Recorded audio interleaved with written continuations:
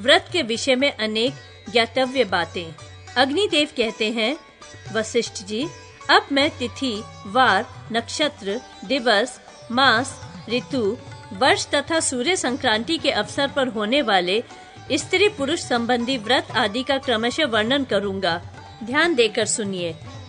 शास्त्रोक्त नियम को ही व्रत कहते हैं, वही तप माना गया है। दम, इंद्रिय संयम और शम, मनोनिग्रह आदि विशेष नियम भी व्रत के ही अंग हैं। व्रत करने वाले पुरुष को शारीरिक संताप सहन करना पड़ता है, इसलिए व्रत को तप नाम दिया गया है। इसी प्रकार व्रत में इंद्रिय समुदाय का नियमन, संयम करना होता है, इसलिए उसे नियम भी कहते हैं। जो ब्राह्मण या द्विज, क्षत्रिय, वैश्य, अग्निहोत्री नहीं हैं, उनके लिए व्रत, उपवास, नियम तथा नाना प्रकार के दानों से कल्याण की प्राप्ति बताई गई है। उक्त व्रत उपवास आदि के पालन से प्रसन्न होकर देवता एवं भगवान भोग तथा मोक्ष प्रदान करते हैं। पापों से उपव्रत निवृत्त होकर सब प्रकार के भोगों का त्याग करते हुए जो सद्गुणों के साथ वास करता है, उसी को उपवास समझना चाहिए। उपवास करने वाले पुरुष को कांसे के बर्तन, मांस, मसूर, चना, कोदो, साग, मधु, पराय अन्न तथा स्त्री संभोग का त्याग करना चाहिए।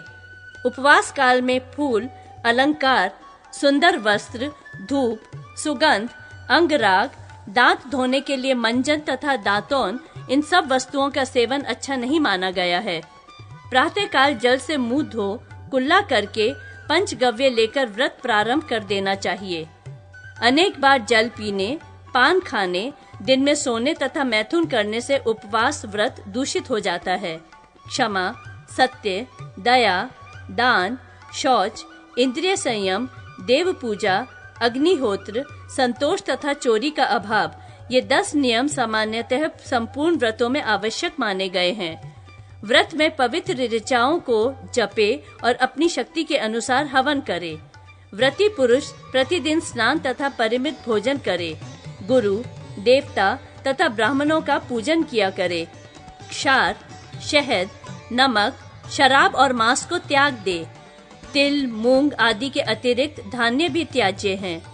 धान्य अन्न में उड़द, कोदो, चीना, देव धान्य, शमी धान्य, गुड़, शीत धान्य, पय तथा मूली, ये क्षार गण माने गए हैं।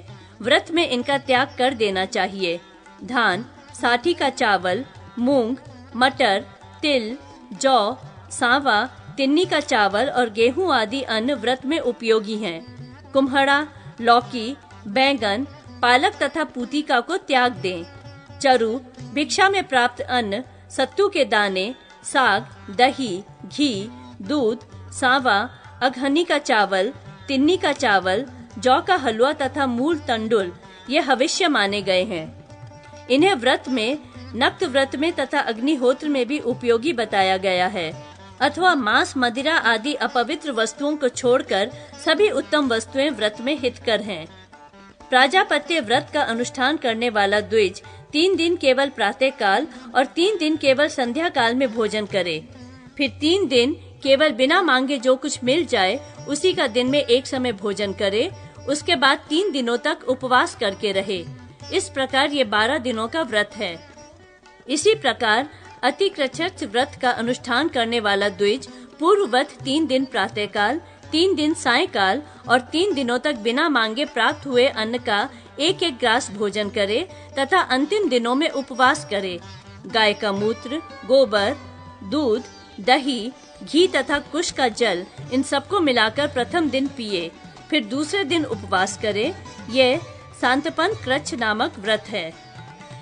उपर्युक्त द्रव्यों का पृथक पृथक एक एक दिन के क्रम से 6 दिनों तक सेवन करके 7वें दिन उपवास करे। इस प्रकार यह 1 सप्ताह का व्रत महासांतपन क्रच्छ कहलाता है, जो पापों का नाश करने वाला है। लगातार 12 दिनों के उपवास से संपन्न होने वाले व्रत को पराग कहते हैं। ये सब पापों का नाश करने वाला है। इससे तिगुने अर्थात 36 दिनों तक उपवास करने पर यही व्रत महापराग कहलाता है। पूर्णिमा को 15 ग्रास भोजन करके प्रतिदिन एक एक ग्रास घटाता रहे। अमावस्या को उपवास करे तथा प्रतिपदा को 1 ग्रास भोजन आरंभ करके नित्य 1-1 ग्रास बढ़ाता रहे। इसे चांद्रायण कहते हैं। इसके विपरीत क्रम से भी यह व्रत किया जाता है। जैसे शुक्ल प्रतिपदा को 1 ग्रास भोजन करे, फिर 1-1 ग्रास बढ़ाते हुए पूर्णिमा को 15 ग्रास भोजन करे। तत्पश्चात कृष्ण प्रतिपदा से 1-1 ग्रास घटाकर अमावस्या को उपवास करे। कपिला गाय का मूत्र 1 पल, गोबर अंगूठे के आधे हिस्से के बराबर, दूध 7 पल, दही 2 पल, घी 1 पल तथा कुश का जल 1 पल 1 में मिला दे। इनका मिश्रण करते समय गायत्री मंत्र से गोमूत्र डाले। गंध द्वाराम दुराधर्षाम इस मंत्र से गोबर मिलाए। आप्यायस्व इस मंत्र से दूध डाल दे। दधि क्रावणो इस मंत्र से दही मिलाए। तेजो असि शुक्रमस्य मृतमसि इस मंत्र से घी डाले तथा देवस्य इस मंत्र से कुशोदक मिलाए। इस प्रकार जो वस्तु तैयार होती है उसका नाम ब्रह्मकूर्च है। ब्रह्मकूर्च तैयार होने पर दिन भर भूखा रहकर सायंकाल में अघमर्षण मंत्र अथवा प्रणव के साथ आपोहिष्ठा इत्यादि ऋचाओं का जप करके उसे पी डाले। ऐसा करने वाला सब पापों से मुक्त हो विष्णु लोक में जाता है। दिन भर उपवास करके केवल सायंकाल में भोजन करने वाला, दिन के 8 भागों में से केवल 6ठे भाग में आहार ग्रहण करने वाला सन्यासी, मांस त्यागी, अश्वमेध यज्ञ करने वाला तथा सत्यवादी पुरुष स्वर्ग को जाते हैं। अगन्याधान, प्रतिष्ठा, यज्ञ, दान, व्रत, देवव्रत, वृषोत्सर्ग, चूड़ाकरण, मेखला बंध, यज्ञोपवीत, विवाह आदि मांगलिक कार्य तथा अभिषेक, ये सब कार्य मल मास में नहीं करने चाहिए। अमावस्या से अमावस्या तक का समय चांद्रमास कहलाता है। 30 दिनों का सावन मास माना गया है। संक्रांति से संक्रांति काल तक सौर मास कहलाता है तथा क्रमशः संपूर्ण नक्षत्रों के परिवर्तन से नक्षत्र मास होता है। विवाह आदि में सौर मास, यज्ञ आदि में सावन मास और वार्षिक श्राद्ध तथा पितृ कार्य में चांद्र मास उत्तम माना गया है। आषाढ़ की पूर्णिमा के बाद जो 5वां पक्ष आता है उसमें पितरों का श्राद्ध अवश्य करना चाहिए। उस समय सूर्य कन्या राशि पर गए हैं या नहीं, इसका विचार श्राद्ध के लिए अनावश्यक है।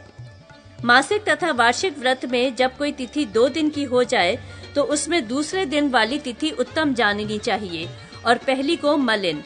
नक्षत्र व्रत में उसी नक्षत्र को उपवास करना चाहिए जिसमें सूर्य अस्त होते हों।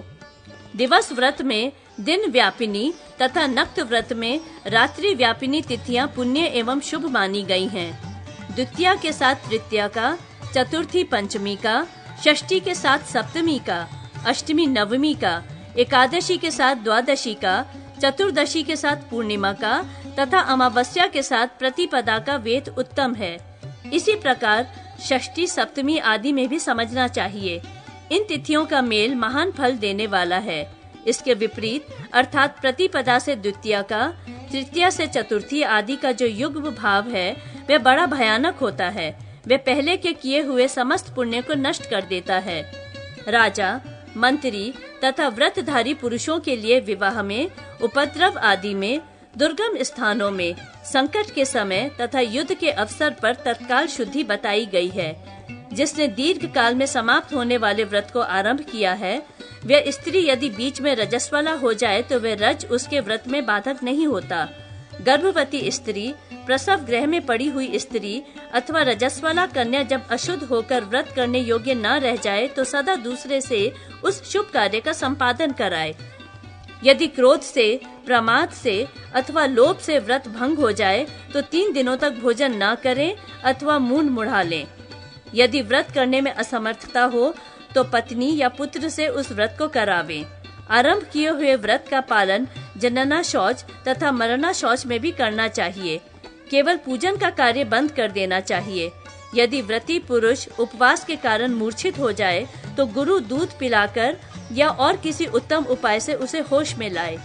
जल, फल, मूल, दूध, हविष्य, घी, ब्राह्मण की इच्छा पूर्ति, गुरु का वचन तथा औषध, ये 8 व्रत के नाशक नहीं हैं। व्रती मनुष्य व्रत के स्वामी देवता से इस प्रकार प्रार्थना करे। व्रतपते, मैं कीर्ति, संतान, विद्या आदि, सौभाग्य, आरोग्य, अभिवृद्धि, निर्मलता तथा भोग एवं मोक्ष के लिए इस व्रत का अनुष्ठान करता हूँ। यह श्रेष्ठ व्रत मैंने आपके समक्ष ग्रहण किया है। जगतपते, आपके प्रसाद से इसमें निर्विघ्न सिद्धि प्राप्त हो। संतों के पालक, इस श्रेष्ठ व्रत को ग्रहण करने के पश्चात यदि इसकी पूर्ति हुए बिना ही मेरी मृत्यु हो जाए तो भी आपके प्रसन्न होने से वे अवश्य ही पूर्ण हो जाए। केशव, आप व्रत स्वरूप हैं, संसार की उत्पत्ति के स्थान एवं जगत को कल्याण प्रदान करने वाले हैं। मैं संपूर्ण मनोरथों की सिद्धि के लिए इस मंडल में आपका आवाहन करता हूँ। आप मेरे समीप उपस्थित हों। मन के द्वारा प्रस्तुत किए हुए पंचगव्य, पंचामृत तथा उत्तम जल के द्वारा मैं भक्ति पूर्वक आपको स्नान कराता हूँ। आप मेरे पापों के नाशक हों। अर्घ्यपते, गंध, पुष्प और जल से युक्त उत्तम अर्घ्य एवं पाद्य ग्रहण कीजिए, आचमन कीजिए तथा मुझे सदा अर्घ सम्मान पाने के योग्य बनाइए। वस्त्रपते, व्रतों के स्वामी, ये पवित्र वस्त्र ग्रहण कीजिए और मुझे सदा सुंदर वस्त्र एवं आभूषणों आदि से आच्छादित किए रहिए। गंध स्वरूप परमात्मन, ये परम निर्मल उत्तम सुगंध से युक्त चंदन लीजिए तथा मुझे पाप की दुर्गंध से रहित और पुण्य की सुगंध से युक्त कीजिए। भगवन, ये पुष्प लीजिए और मुझे सदा फल फूल आदि से परिपूर्ण बनाइए। ये फूल की निर्मल सुगंध आयु तथा आरोग्य की वृद्धि करने वाली हो। संतों के स्वामी, गुग्गुल और घी मिलाए हुए इस दशांग धूप को ग्रहण कीजिए। धूप द्वारा पूजित परमेश्वर, आप मुझे उत्तम धूप की सुगंध से संपन्न कीजिए। दीप स्वरूप देव, सबको प्रकाशित करने वाले इस प्रकाश पूर्ण दीप को, जिसकी शिखा ऊपर की ओर उठ रही है, ग्रहण कीजिए और मुझे भी प्रकाश युक्त एवं ऊर्ध्व गति, उन्नतिशील एवं ऊपर के लोकों में जाने वाला बनाइए। अन्न आदि उत्तम वस्तुओं के अधीश्वर, इस अन्न आदि नैवेद्य को ग्रहण कीजिए और मुझे ऐसा बनाइए जिससे मैं अन्न आदि वैभव से संपन्न, अन्नदाता एवं सर्वस्व दान करने वाला हो सकूं। प्रभु, व्रत के द्वारा आराध्य देव, मैंने मंत्र, विधि तथा भक्ति के बिना ही जो आपका पूजन किया है वह आपकी कृपा से परिपूर्ण सफल हो जाए। आप मुझे धर्म, धन, सौभाग्य, गुण, संतति, कीर्ति, विद्या, आयु, स्वर्ग एवं मोक्ष प्रदान करें। व्रतपते, प्रभु, आप इस समय मेरे द्वारा की हुई इस पूजा को स्वीकार करके पुनः यहाँ पधारने और वरदान देने के लिए अपने स्थान को जाएं। सब प्रकार के व्रतों में व्रतधारी पुरुष को उचित है कि वे स्नान करके व्रत संबंधी देवता की स्वर्णमयी प्रतिमा का यथाशक्ति पूजन करे तथा रात को भूमि पर सोए। व्रत के अंत में जप, होम और दान सामान्य कर्तव्य है। साथ ही अपनी शक्ति के अनुसार 24, 12, 5, 3 अथवा 1 ब्राह्मण की एवं गुरुजनों की पूजा करके उन्हें भोजन करावे और यथाशक्ति सबको पृथक पृथक गौ, सुवर्ण आदि, खड़ाऊ, जूता, जल पात्र, अन्न पात्र, मृतिका, छत्र, आसन, शैया, 2 वस्त्र और कलश आदि वस्तुएं दक्षिणा में दे। इस प्रकार यहाँ व्रत की परिभाषा बताई गई है। प्रतिपदा तिथि के व्रत। अग्निदेव कहते हैं, अब मैं आपसे प्रतिपद आदि तिथियों के व्रतों का वर्णन करूंगा जो संपूर्ण मनोरथों को देने वाले हैं। कार्तिक, आश्विन और चैत्र मास में कृष्ण पक्ष की प्रतिपद ब्रह्मा जी की तिथि है। पूर्णिमा को उपवास करके प्रतिपद को ब्रह्मा जी का पूजन करें।